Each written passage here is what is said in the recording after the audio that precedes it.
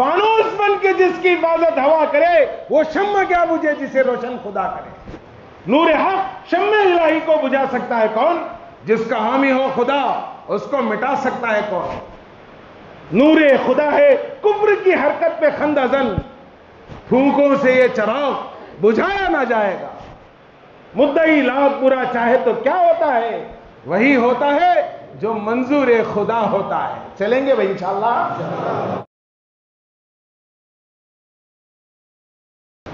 الحمدللہ الحمدللہ نحمدہ ونستعینہ ونستغفرہ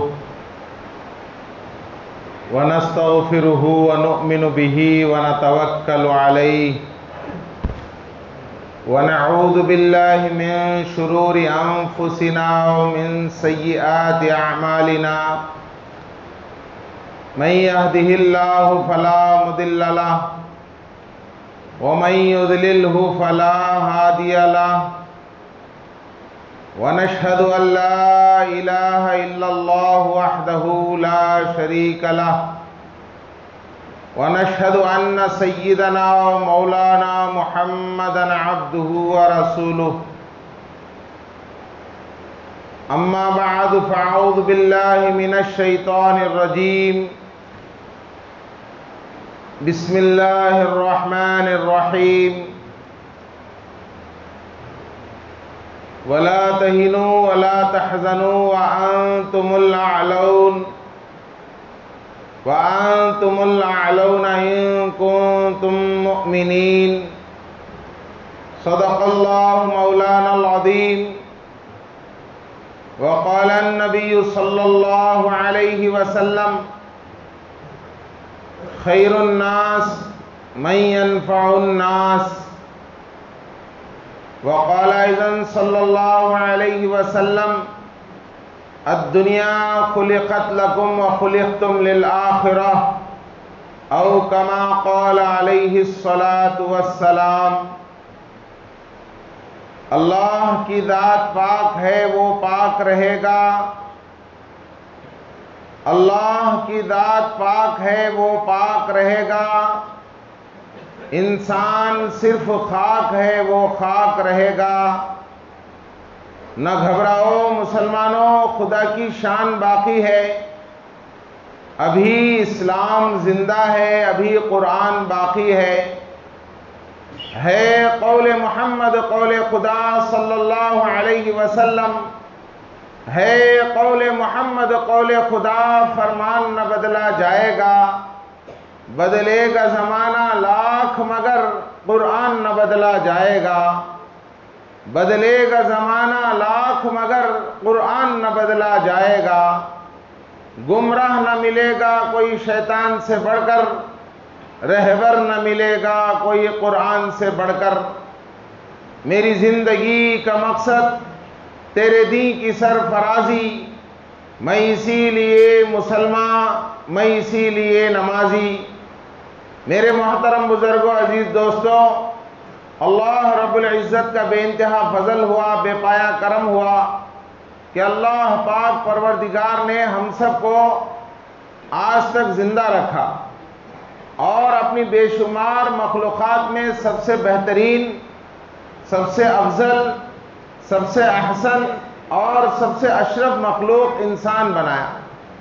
اور اللہ تعالیٰ کا مزید احسان ہوا کہ اللہ پاک نے ہم سب کو جہاں بے شمار مخلوقات، بے شمار نعمتوں سے، دولتوں سے مالا مال فرمایا، اس میں سب سے بڑی دولت، عظیم الشان فخیم البرہان دولت، ایمان کی دولت سے سرفراز فرمایا. اب ہماری ذمہ داری ہے کہ ہم اس نعمت کو، اس دولت کو قدر کی نگاہ سے دیکھیں، ایمان کو بنائیں، ایمان کو بڑھائیں اور ایمان کو بچاتے ہوئے دنیا سے لے جائیں. دنیا کی ہر چیز کا ہم سودا کر سکتے ہیں مگر ایمان کا سودا نہیں کر سکتے. سر کٹا سکتے ہیں لیکن سر جھکا سکتے نہیں. میرے محترم بزرگ و عزیز دوستو، اس ایمان کو بنانے، اس ایمان کو بڑھانے اور اس ایمان کو بچا کر لے جانے کے لیے اللہ پاک نے ہم سب کو 4 دن کی زندگی دے کر دنیا میں بھیجی ہے۔ دنیا بنانا، دنیا بڑھانا اور دنیا بچا کر لے جانا ہمارا مقصود نہیں، بلکہ ایمان بنانا، ایمان بڑھانا اور ایمان بچانا ہمارا دنیا میں آنے کا مقصود ہے۔ میرے محترم بزرگ عزیز دوستو، اللہ کے حکم کے تابع ہو کر اللہ کی ذات پر یقین رکھنا، یہی ایمان ہے کہ حیات دینے والا اللہ، موت دینے والا اللہ، نفع دینے والا اللہ، نقصان دینے والا اللہ، خوشی دینے والا اللہ، غم دینے والا اللہ، صحت دینے والا اللہ، بیماری دینے والا اللہ، سب کچھ کے بغیر سب کچھ کرنے والی ذات ایک اکیلے اللہ کی ذات ہے۔ اللہ کا غیر، اللہ کے بغیر ایک بال کے برابر کوئی کام نہیں کر سکتا، ایک پتہ ہل نہیں سکتا اللہ کے حکم کے بغیر۔ میرے محترم بزرگ عزیز دوستو، یہ ایمان والے کی شان ہے کہ ایمان والا صرف اللہ پر نظر رکھے۔ دنیا کی کوئی طاقت ایمان والے کا بگاڑ نہیں سکتی، ایمان والے کو نقصان نہیں دے سکتی، کیوں؟ اس کی پوری نظر اللہ کی ذات پر ہے۔ میرے محترم بزرگ عزیز دوستو، اسلام کے اندر اللہ کے حکم، رسول اللہ صلی اللہ علیہ وسلم کی سنت سے بڑھ کر اور کوئی چیز نہیں۔ مسلمان سب سے پہلے اس کی نگاہ اللہ کے حکم پر جاتی ہے، رسول اللہ صلی اللہ علیہ وسلم کی سنت پر جاتی ہے، اور اس کا نشانہ لا الہ الا اللہ محمد الرسول اللہ ہے۔ جب دل میں لا الہ الا اللہ محفوظ ہو جاتا ہے، جس طریقے سے بیٹھنا ہے اس طریقے سے بیٹھ جاتا ہے، تو جسم کے ایک ایک حصے سے محمد الرسول اللہ صلی اللہ علیہ وسلم ظاہر ہوتا ہے۔ یعنی لا الہ الا اللہ دل کے اندر محفوظ ہے، لا الہ الا اللہ دل کے اندر مضبوط ہے۔ اب نگاہ وہی دیکھے گی جدھر محمد الرسول اللہ صلی اللہ علیہ وسلم اجازت دیتے ہیں، ہاتھ وہی کام کریں گے جس کی اجازت محمد الرسول اللہ صلی اللہ علیہ وسلم دیتے ہیں، پیر ادھر ہی چلیں گے جدھر جانے کی اجازت محمد الرسول اللہ صلی اللہ علیہ وسلم دیتے ہیں، اور حلق اسی نوالے کو اپنے اندر نگلے گا جس کی اجازت محمد الرسول اللہ صلی اللہ علیہ وسلم دیتے ہیں۔ میرے محترم بزرگ عزیز دوستو، کان انہی آوازوں کو سنیں گے جن کی اجازت محمد الرسول اللہ صلی اللہ علیہ وسلم دیتے ہیں۔ تو ایک مسلمان لا الہ الا اللہ میں بھی مضبوط اور محمد الرسول اللہ میں بھی مضبوط ہے۔ میرے دوستو، لا الہ الا اللہ اور محمد الرسول اللہ سے بڑھ کر مسلمان کے لیے اور کوئی چیز نہیں۔ ہر چیز کا وہ سودا کر سکتا ہے، مگر کلمے کا سودا نہیں کر سکتا، اسلام کا سودا نہیں کر سکتا۔ اسلام نے اس کو اسی چیز کی اجازت دی ہے کہ تیرے لیے کوئی چیز بڑی نہیں لا الہ الا اللہ سے بڑھ کر، محمد الرسول اللہ سے بڑھ کر۔ میرے محترم بزرگ عزیز دوستو، اللہ کے حکموں میں سے ایک اہم حکم وقف کا ہے۔ وقف کسے کہتے بھائی؟ کہ کسی ایک پراپرٹی کو روکنا وقف کا اصل معنی ہے۔ کس کے لیے روکنا؟ بیوی کے لیے روکنا، بچوں کے لیے روکنا، خاندان کے لیے روکنا نہیں، روکنا ہے عام فائدے کے لیے۔ کس کے لیے بھائی؟ عام فائدہ۔ اس سے اس کی بیوی مالک نہیں، اس وقف کی وقف کرنے والے کی جو ہے اولاد اس کی مالک نہیں، وقف کرنے والے کا خاندان اس کا مالک نہیں۔ وقف کرنے والے نے موقوفہ زمین کو، موقوفہ کسی پراپرٹی کو روکا ہے، کس کے لیے؟ عام فائدے کے لیے۔ جیسے مسجد ہے، مدرسہ ہے، اور کوئی پراپرٹی ہے، یہ کس کے لیے روکا گیا بھائی؟ عام فائدے کے لیے، لوگ اس میں آئیں، اس سے فائدہ اٹھائیں۔ اب جس دن وقف کرنے والے نے وقف کر دیا، وقف کرنے والے کی ملکیت سے بھی وہ چیز ہٹ جاتی ہے۔ وقف کرنے والے کی ملکیت سے بھی وہ چیز ہٹ جاتی ہے، تو پھر کس کی ملکیت میں جاتی ہے؟ اللہ کی ملکیت میں جاتی ہے۔ کل تک اس کا مالک وقف کرنے والا تھا، جیسے ہی وقف کر دیا اب اس کا مالک کون ہے بھائی؟ اللہ وہ اس کا مالک ہے۔ اسی لیے اسلام میں جو لکھا جاتا ہے الوقف للہ، روکا گیا، اس پراپرٹی کو روکا گیا کس کے لیے؟ اللہ کے لیے۔ اب اس سے کون فائدہ اٹھائیں گے؟ اللہ کے بندے فائدہ اٹھائیں گے، اللہ کے بندے فائدہ اٹھائیں گے۔ روز اول سے اسلام نے اپنے ماننے والوں کو اللہ کے بندوں پر خرچ کرنے کی تلقین کی ہے۔ صحابہ اکرام ایسے تھے جو رسول اللہ صلی اللہ علیہ وسلم کے مانگنے پر اپنی پراپرٹی کا ایک تہائی حصہ لا کر پیش کرتے، اور کچھ صحابہ ایسے تھے کہ آدھا حصہ لا کر پیش کرتے، اور کچھ صحابہ تاریخ میں ایسے نکلے جنہوں نے اپنا سب کچھ اللہ کے لیے لا کر وقف کر دیا، اللہ کے لیے لا کر پیش کر دیا۔ تبوک کا موقع ہے، رسول اللہ صلی اللہ علیہ وسلم نے صحابہ سے اللہ کے راہ میں اپنے مال کو خرچ کرنے کی ترغیب دی، تو حضرت عمر فاروق رضی اللہ تعالیٰ عنہ، حضرت عثمان غنی اور دیگر صحابہ اکرام اللہ کے نبی صلی اللہ علیہ وسلم کی خدمت میں اپنا اپنا مال لے کر آئے۔ حضرت عثمان نے اپنے مال کا تہائی حصہ 1/3 مال کو لا کر پیش کر دیا۔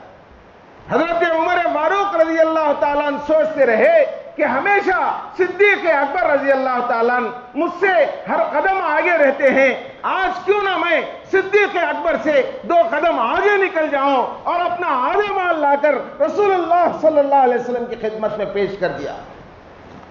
میرے دوستو، اللہ تعالیٰ کوانٹیٹی کو نہیں دیکھتے، کوالٹی کو دیکھتے ہیں، کمیت کو نہیں دیکھتے۔ کسے دیکھتے ہیں بھائی؟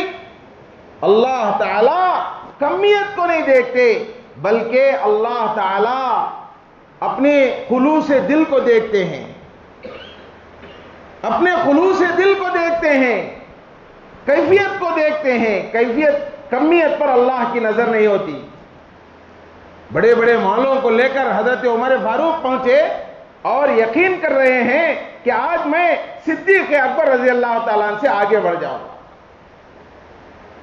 آخر میں حضرت صدیق اکبر رضی اللہ تعالیٰ عنہ، سیدنا ابو بکر صدیق رضی اللہ تعالیٰ عنہ چھوٹے سے موٹے کے ساتھ رسول اللہ صلی اللہ علیہ وسلم کی خدمت میں آئے اور لا کر اللہ کے بندوں کے لیے اللہ کے راہ میں خرچ کرنے کے لیے ایک چھوٹا سے موٹے کو لا کر پیش کیا۔ پوچھا، صدیق تم اللہ کے لیے کیا لے کر آئے ہو اور گھر کے لیے کیا چھوڑ کر آئے ہو؟ صدیق اکبر رضی اللہ تعالیٰ عنہ پر میری قربان، میری جان قربان، میرے ماں باپ قربان کہ انہوں نے جو جواب دیا۔ میرے دوستو، میرے بزرگوں، آپ نے فرمایا جو کچھ تھا میں نے سمیٹ کر اللہ کے لیے میں نے لا کر پیش کر دیا۔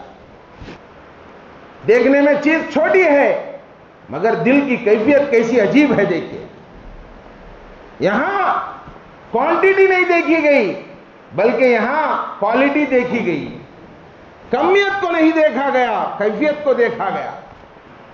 پوچھا، اے صدیق تم نے اپنے گھر والوں کے لیے کیا چھوڑ کر آیا ہے؟ تو صدیق اکبر رضی اللہ تعالیٰ نے فرمایا کہ میں اپنے گھر والوں کے لیے اللہ اور اس کے رسول کی محبت چھوڑ کر آیا۔ شاعر مشرق علامہ ڈاکٹر اقبال رحمۃ اللہ علیہ نے صدیق اکبر کے جواب کو اپنے ان الفاظ سے پیش کیا ہے۔ فرمایا کہ پروانے کو چراغ تو بلبل کو پھول بس، پروانے کو چراغ تو بلبل کو پھول بس، صدیق کے لیے تو خدا کا رسول بس۔ پروانے کو چراغ، جیسے ایک پروانے کے لیے چراغ بس ہو جاتا ہے، اور بلبل کے لیے اس کی ساری زندگی پھول پر بس ہو جاتی ہے. پروانے کو چراغ تو بلبل کو پھول بس, صدیق کے لیے تو خدا کا رسول بس. میرے دوستو, یہ صحابہ کی شان تھی کہ انہوں نے اپنے لیے, اپنے گھر والوں کے لیے, اپنی نسلوں کے لیے اور اپنے خاندانوں کے لیے وہ خیال نہیں کیا جو اللہ کے لیے, اللہ کے رسول کے لیے, اللہ کے بندوں کے لیے کیا. جب جا کر دین ہم تک پہنچا, اسلام ہم تک پہنچا, اسلام کا پیغام ہم تک پہنچا. ورنہ اگر وہ لوگ سوچتے کہ بھئی میرا خاندان, میری پراپرٹی, میرے بچے, میری نسلیں, پہلے دن سے وہ خیال اسلام نے اس کی تلقین نہیں کی. اور یہ فرمایا کہ خیر الناس من ينفع الناس, لوگوں میں بہترین شخص وہ ہے جو لوگوں کو زیادہ سے زیادہ فائدہ پہنچائے. اپنے مال سے اس کا خاندان جتنا فائدہ اٹھا رہا ہے اس سے زیادہ اللہ اس کے رسول کو فائدہ پہنچے. اس کے مال سے اس کی نسلوں کو جتنا فائدہ ہو رہا ہے اس سے زیادہ اللہ کے بندوں کو فائدہ پہنچ رہا ہے. کہ کہیں کنواں لگا دیا, اس کے کنویں سے ساری مخلوق پانی پی رہی ہے. کہیں مسجد بنا دیا اور اس کی مسجد میں ہزاروں لوگ دور دور سے آ کر اپنی پیشانی اللہ کے سامنے ٹیک رہے ہیں, اپنا سر اللہ کے سامنے جھکا رہے ہیں. کوئی مدرسہ بنا دیا, اس میں یتیم و یسیر بچے مفت کھا رہے ہیں, مفت تعلیم حاصل کر رہے ہیں. کوئی ہاسپٹل بنا دیا, اس میں بہت سے لوگ علاج کرا رہے ہیں. میرے دوستو, کیا ہوا؟ رسول اللہ صلی اللہ علیہ وسلم نے فرمایا کہ خیر الناس من ينفع الناس, لوگوں میں بہترین شخص وہ ہے جو گورا ہے, بہترین شخص وہ ہے جو صحت مند ہے, بہترین شخص وہ ہے جو مال میں آگے ہے. یہ نہیں فرمایا, بہترین شخص وہ ہے جس سے اللہ کے بندوں کو فائدہ پہنچے. وقت کے اندر میرے دوستو یہی کیفیت رہتی ہے کہ آدمی اپنے گھرانے کے لیے, اپنے خاندان کے لیے جو کچھ دے دیا, ایک حصہ اللہ کے راستے میں دے دیا, اس سے اللہ کے بندے فائدہ اٹھاتے رہے. کنواں بنا دیا تو وہ کنویں کا خطرہ جب تک بندوں کو فائدہ پہنچاتا رہے اس کی قبر میں اس کا فائدہ ہوتا رہے گا. مسجد بنا دیا, مسجد کے اندر جب تک اللہ کے بندے سجدے کرتے رہے, ہر سجدے کا ثواب سجدہ کرنے والے کو ملے گا اور سارے سجدوں کا ثواب اس واقف کو ملے گا جس نے اپنی زمین مسجد کے لیے وقف کی. کوئی مدرسہ بنا دیا, کوئی ہاسپٹل بنا دیا, کوئی اللہ کے بندوں کو تعلیم حاصل کرنے کے لیے اسکول بنا دیا, ایک ایک حرف کا ثواب اس کی قبر میں ملتا رہے گا. میرے دوستو, ہمارے بزرگوں نے اپنی محنت کی کمائی کا ایک بہت بڑا حصہ ہمارے اس ملک میں, پوری دنیا میں, خاص طور پر ہمارے اس ملک کا حال لے لیجئے, اس ملک میں اپنے نسلوں سے, اپنے خاندان سے ہٹا کر جو ہے انہوں نے اس جو ہے اپنی پراپرٹی کو وقف کیا. اللہ رحم کرے اس وقت کے فرعونوں پر کہ فرعونوں نے, نمرودوں نے اس پر اپنی بری نظر ڈالی اور وقف امینڈمنٹ بل پاس کرنے کی کوشش کی. پورے ہندوستان کے اندر پورے مختلف تنظیموں سے اور پورے مختلف مجلسوں سے, مختلف کمیٹیوں سے ایک آواز اٹھی کہ ہم مسلمان اس امینڈمنٹ بل کو منظور نہیں کرتے, ہم ریجیکٹ کرتے ہیں, ایکسپٹ نہیں کرتے. اس کی پوری قیادت آل انڈیا مسلم پرسنل لا بورڈ, دوسرے درجے پر جمعیت علماء ہند, پورے تنظیمیں مل جل کر الحمدللہ اس کو ریجیکٹ کیا. اس کا اثر انشاءاللہ ایک نہ ایک دن حکومت پر پڑے گا. میرے دوستو, مسلمانوں کے اندر ایک شعور پیدا ہوا گلی گلی، مسجد مسجد، بستی بستی. آج سے چند دن پہلے وجےواڑا کے اندر بھی جماعت اسلامی ہند کی نگرانی میں سارے تنظیموں نے تعاون کر کے ہزاروں لوگوں کو جوڑا. اس میں کسی کا بیان، کسی کا کھانا، کسی کا پینا مقصود نہیں ہوتا، بلکہ ایک جمع غفیر، ایک بہت بڑی جماعت ایک جگہ جڑ کر اپنے دل کا دکھ، اپنے دل کا دکھڑا وقت کے حاکموں تک پہنچاتے ہیں کہ بھائی جو آپ کر رہے ہیں اس سے ہم منظور نہیں کرتے، اس سے ہمیں جو ہے موافقت نہیں ہے. وقف امینڈمنٹ بل کے تعلق سے ہمارے علماء اکرام نے مسلم پرسنل لا بورڈ کی نگرانی میں تقریباً 15 یا 16 ایسے نقصانات بتائے گئے جس سے جو ہے مسلمان قوم کے لیے، آنے والی نسلوں کے لیے ایک بہت بڑا خطرہ ہے. ننگی تلوار کی طرح مسلمانوں کے سروں پر میرے دوستو یہ وقف امینڈمنٹ بل لٹک رہی ہے جیسے ننگی تلوار لٹکتی ہے. ہمارے بڑوں نے فرمایا کہ ان 15-16 تبدیلیوں میں اہم جو تبدیلیاں ہیں وہ 6 تبدیلیاں ہیں. کیا ہے بھائی؟ 6 تبدیلیاں جو ہماری آنے والی نسلوں کے لیے، ہماری وقف کی زمینوں کے لیے نقصان دہ ہیں. پہلی خلاصے کے طور پر جو ہے مسلم پرسنل لا بورڈ کے بڑوں نے ان 15-16 تبدیلیوں کو مختصر طور پر 5-6 تبدیلیوں کے اندر پیش کیا کہ یہ 5-6 تبدیلیاں نقصان کا ذریعہ ہیں.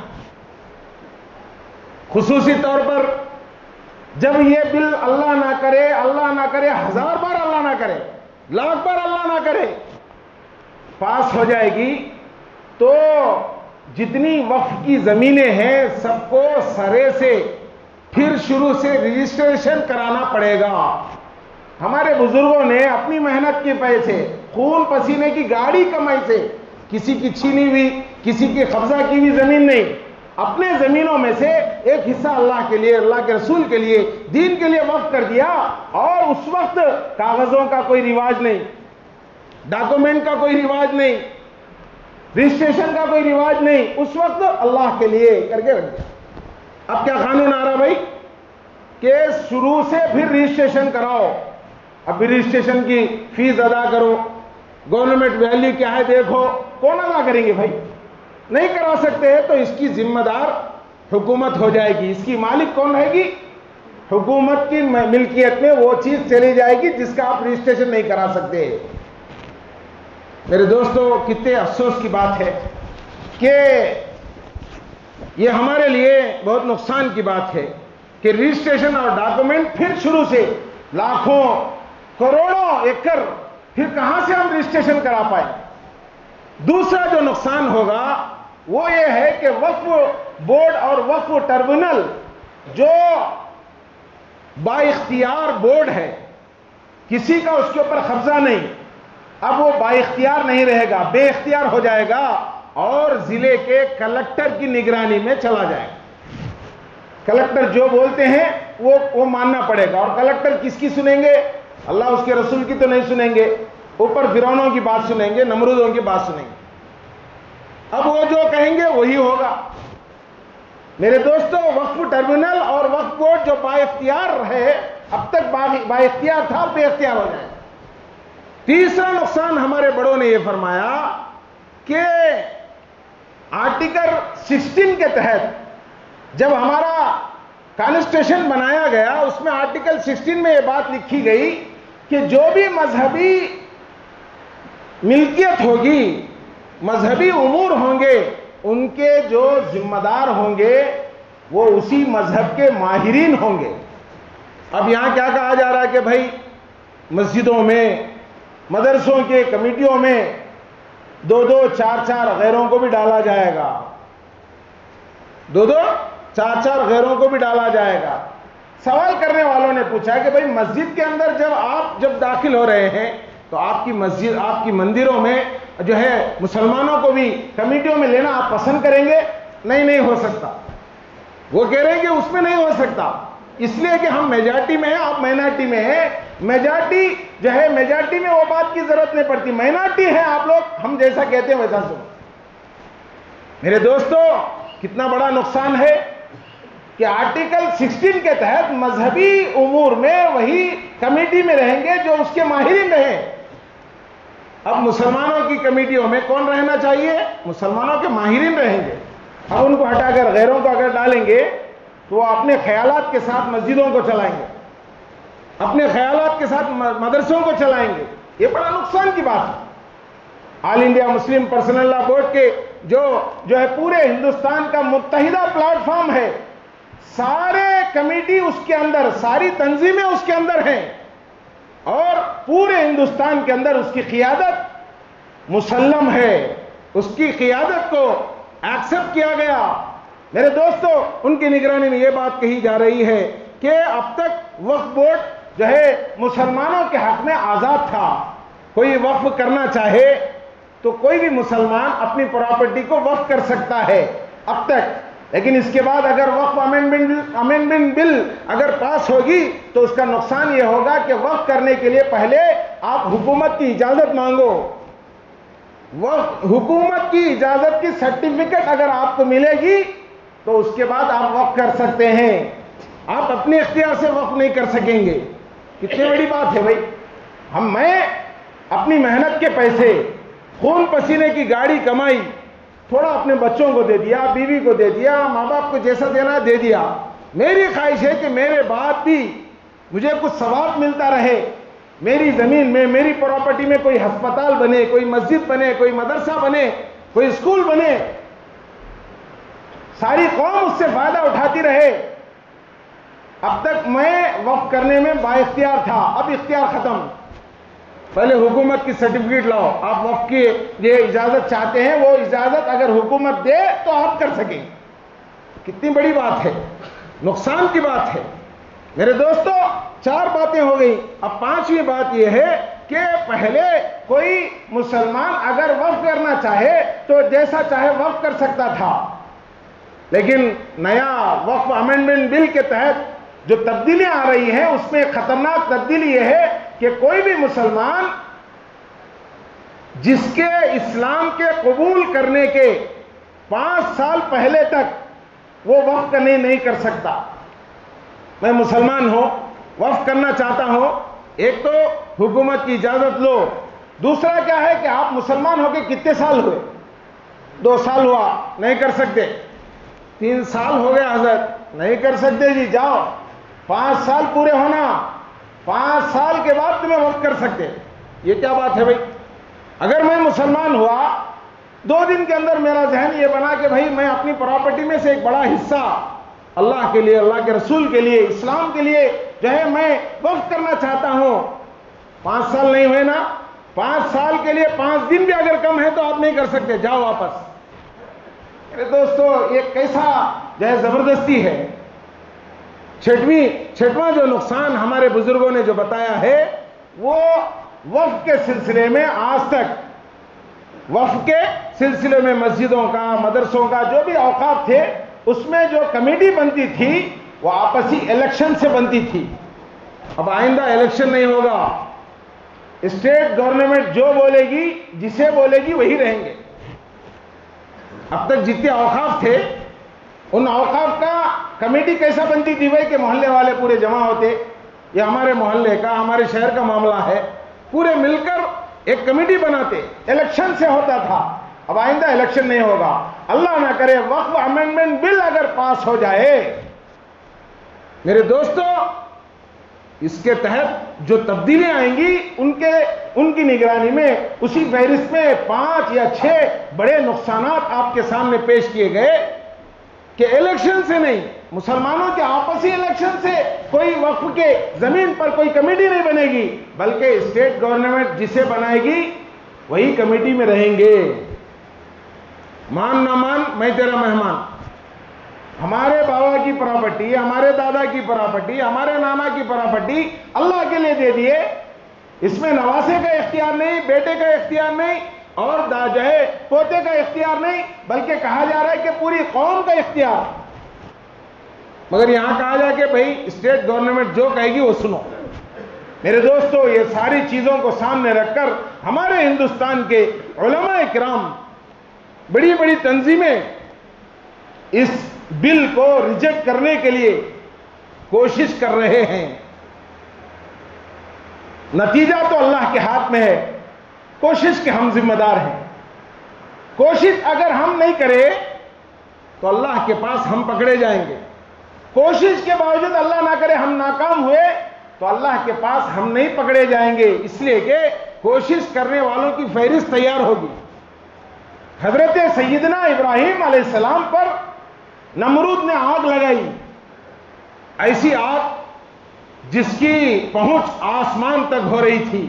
اس آگ کو فلک بوس آگ کہا گیا. آسمانوں تک اس کے دھوئیں اڑ رہے تھے. اس آگ کو بجھانے کے لیے ساری مخلوق کوشش کر رہی ہے.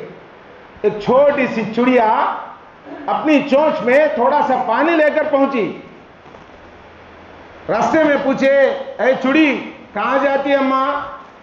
میں ابراہیم علیہ السلام کے اوپر آگ جو بھڑکائی گئی اسے بجھانے کے لیے جا رہی ہوں.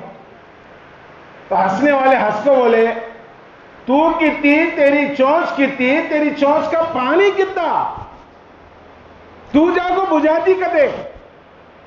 انہیں بولی میری چونچ سے پانی یہ پانی سے جو میں پانی لے جا رہی ہوں چونچ بھرا پانی اس پانی سے اس پانی کے چھینٹوں سے آگ کا بجھنا ضروری نہیں بلکہ جب اللہ تعالی قیامت کے دن ابراہیم علیہ السلام کے خلاف جو آگ بھڑکائی گئی اس کو بجھانے والوں کی لیسٹ اور فہرست تیار کرے گا اس میں میرا بھی نام آ جائے. میرے دوستو مسلمانوں کی یہ پراپرٹیاں آج اس کا نقصان نہیں سمجھ میں آئے گا. جب آنے والی نسلیں اس کا نقصان بھگتیں گی تو اس وقت سوچیں گی نسلیں ہمارے بابا ہمارے دادا کی کوشش کرے نہیں وہ ٹائم پہ کس کے کاموں میں انہوں لگ گئے. آج ہمیں وقف کرنا بولے تو اتنے جو ہے گرگریاں ہیں. میرے دوستو ہماری ذمہ داری ہے کہ ہم اس وقف امینڈمنٹ بل کے سلسلے میں اس ریجیکٹ کے سلسلے میں اپنے جان اور مال کو پیش کریں. تھوڑا وقت پیش کریں. ہمارے بزرگاں اتنا کوشش کر رہے ہیں چلو بھائی ہمیں جا کے ایسے محفلوں میں شریک ہوں گے. خاص طور پر ہمارے جو ہے جمعیت علماء کے ہند کی نگرانی میں حضرت مولانا ارشد صاحب دامت برکاتہم مدنی رحمت دامت برکاتہم جو صدر المدرسین دارالعلوم دیوبند کے ہیں اور صدر جمعیت علماء کے ہیں. آپ نے دہلی میں ایک بہت بڑا اجلاس کیا. دبدبہ بیٹھا. پٹنہ کے اندر بہت بڑا پروگرام کیا اس کا بھی بہت دبدبہ بیٹھا. اب تیسرا بہت بڑا پروگرام ہمارے شہر کی تقدیر میں نصیب ہوا. ہمارے شہر کے اندر نصیب ہوا کہ ہماری نسلیں ہمارے کڑپا کی تاریخ قیامت تک انشاءاللہ یاد رکھے گی کہ اتنے بڑے علماء اتنے بڑے اکابرین پورے ساؤتھ انڈیا پورے انڈیا سے تشریف لائے اور ایک اسلام کے سلسلے میں جو آگ لگائی گئی اسے بجھانے کے لیے کوشش کی گئی. تو میں نے اپنے وقت کا تھوڑا سا حصہ میں نے بھی دیا. جیسے حضرت ابراہیم علیہ السلام کے اوپر بھڑکائی گئی آگ کو بجھانے کے لیے ایک چڑی نے اپنی چونچ بھرا پانی لے جا کر پیش کیا ہمیں بھی اپنی زندگی کا ایک حصہ پیش کرنا پڑے گا. کیا بھائی عصر سے لے کر عشاء تک وہاں رہنا ہے. کسی کا بیان سننا مقصود نہیں کسی کا کھانا مقصود نہیں بلکہ ایک بہت بڑی جماعت جڑے اور اپنے دل کا جو ہے دکھ کا اظہار ہو اور اس کا اثر فرعونوں کے اوپر اور نمرودوں کے اوپر پڑے. کیا بھائی مسلمان اس سے ناراض ہیں؟ اللہ تعالی ہمیں یہ موقع دے رہا ہے ہماری شہر کی تاریخ کے لیے ہسٹری کے لیے ایک سنہرا دن ہوگا کہ اتنے اکابر اتنے بڑے ہمارے اس سرزمین پر آ رہے ہیں. چلیں گے بھائی انشاءاللہ. کب سے کب تک؟ اتوار کے دن عصر سے عشاء تک. وضوء ہم کو اپنے مسجدوں میں بنا کے لے جانا. نماز ہم کو جو ہے عصر کی نماز ہو سکے تو جو ہے یہیں پڑھ کے جانا یا کم از کم وضو کم سے کم بنا لے کے جانا تاکہ بے شمار لوگ وہاں پہنچ رہے ہیں وضو بنانے کا ان کو موقع ملے. خدمت کا ہم کو موقع مل رہا ہے. کھانا ہم کو نہیں پانی ہم کو نہیں بلکہ ہمارے شہر کے لوگ میزبان ہیں. مہمان کون ہے بھائی؟ پورا انڈیا پورا بھارت پورا ہندوستان مہمان ہے. کہاں کہاں سے لوگ آ رہے ہیں، فون کر رہے ہیں، بھائی آپ کی بستی میں، آپ کے شہر میں اتنا بڑا پروگرام، اور پورے ہندوستان کی تاریخ کا پروگرام کہ ہر ایک کی زبان پر چلو کڑپا، چلو کڑپا، چلو کڑپا۔ کیا بھائی، کس کا تو کھانے کے لیے آ رہے ہیں، کس کے پاس تو ٹھہرنے کے لیے آ رہے ہیں، 2,000 4,000 5,000 روپے ایک ایک آدمی خرچ کر لے کے وہ 2-3 گھنٹے کے لیے باہر کے لوگ آئے اور اس نمرودی آگ کو بجھانے کی کوشش کیے، اور ہم اپنے گھروں میں سوتے رہے، اللہ کے پاس پکڑے جائیں۔ میرے دوستو، اللہ کرے کہ ہمارا سب کا شریک ہونا اللہ کو پسند آ جائے اور یہ بل ریجیکٹ ہو جائے اور ہماری نسلوں کو اس کا فائدہ ہو۔ حضرت مولانا ایوب رحمانی صاحب، اللہ آپ کی خبر کو نور سے بھر دے، جامعہ ثنائیہ کا ایک بہت بڑا جلسہ میدان میں ہوا، اللہ حاجی قدرت اللہ صاحب کو، ان کے والد صاحب حاجی ثناء اللہ صاحب کو جزائے خیر عطا فرمائے، زبردست پروگرام کرتے ہیں۔ یہاں بیٹھ کر حضرت جو ہے پروگرام شروع کرے تو حضرت نے جو ہے ایک چھوٹا واقعہ سنایا، میرے دل میں بیٹھ گیا کہ بھائی ہر آدمی اپنے فائدے کو نہیں دیکھنا بلکہ آنے والی نسلوں کے فائدے کو دیکھنا۔ خلیفہ ہارون رشید ایک راستے سے جاتے ہیں تو ایک آدمی ہے نا، 90 سال کا آدمی، جھاڑا گاڑتا ہے، کیا کرتا ہے؟ جھاڑا، کیا با کیا چچا، جھاڑا گاڑتے، کوسے جھاڑا ہے، کہتا کھجور کے جھاڑا، کب آتے؟ 3-4 سال کو آتے، خبر میں پاواں دال کو ہے 3-4 سال کے بعد آتے، سو جھاڑا کو تمہیں اب گاڑتے ہیں کیا؟ تو انہوں بولے کہتے ہر ایک آدمی ویسا سوچا رہتا تو دنیا میں کھجور کے جھاڑا دے رہتے، ہمیں گاڑ ڈالنا، آنے والی نسلوں کو اس کا فائدہ ہوتا۔ تو وہ بات کو خوش ہو کو خلیفہ ہارون رشید ہے نا، وہ بوڑھے آدمی کو ایک بڑا تحفہ نکال کو دیا، 1,000 روپے کا، باہ تمہیں اتنے بوڑھے رہو گے بھی آنے والی نسلوں کا خیال رکھتے ہیں جی تمہیں۔ تو انہوں بولے کہتے اللہ کا فضل، ہر ایک پھل، ہر ایک جھاڑ 1 سال کے بعد جو ہے پھل دیتا ہے، میرا یہ جھاڑ ہے نا منٹا میں مجھے پھل دے ڈالے آگے، کیا بولے؟ منٹا میں پھل دے ڈالے آگے، کیا ہو؟ میں ایسا گاڑیوں، دوسرے لوگ گاڑنا، تنے نکلنا، پھاٹے نکلنا، پھر جھاڑا آنا، ان کو فائدہ 1 سال کے بعد 2 سال کے بعد ہوتا، میرا یہ بیج ہے نا مجھے 1 منٹ کے اندر مجھے پھل دے ڈالے آگے۔ واہ کیا بات بولے آ رہے، کیسے پھر اور 1,000 نکال کو دی، چچا کیا اچھا کام کرے تمہیں، کیسے پھر 1,000۔ انہوں بولے اللہ کا فضل، 100 بیجاں جو ہے 1 سال 2 سال کے بعد ایک بار پھل دیتے ہیں، مجھے یہ بیج ہے نا سال میں 2 بار مجھے بھی جو ہے پھل دے ڈالے گے۔ سبحان اللہ، کیسے پھر 1,000 روپے نکال کو دے گے، 3,000 دے ڈالتے ہی، سمجھے نہیں؟ اللہ کا فضل بھائی، کوسے تو جھاڑا، کوسا تو موسم میں 1 بار 2 بار جو ہے پھل آتا، مجھے 3 بار آ گیا، پھر اب 1,000 روپے نکال کو دیے۔ پیچھے سے وزیر بولا بادشاہ جہاں پہ نا تم یہاں سے چل گئے تو خیریت نے تمہارا خزانہ خالی کر ڈالتا، بڑھا ہے یہ بوڑھا تمہارا خزانہ خالی کر ڈالتا ہے، سمجھے؟ آنے والی نسلوں کا فائدہ میرے دوستو، اللہ تعالی ہمارے حضرت مولانا ایوب رحمانی صاحب کو قبر کو اپنی رحمتوں سے بھر دے، حاجی ثناء اللہ صاحب اور ان کے دوست جو ہے حضرت مقبول احمد صاحب اور ان کے جو ہے جتنے رشتہ دار ہیں، اللہ تعالیٰ سب کی قبروں کو جو ہے نور سے بھر دے۔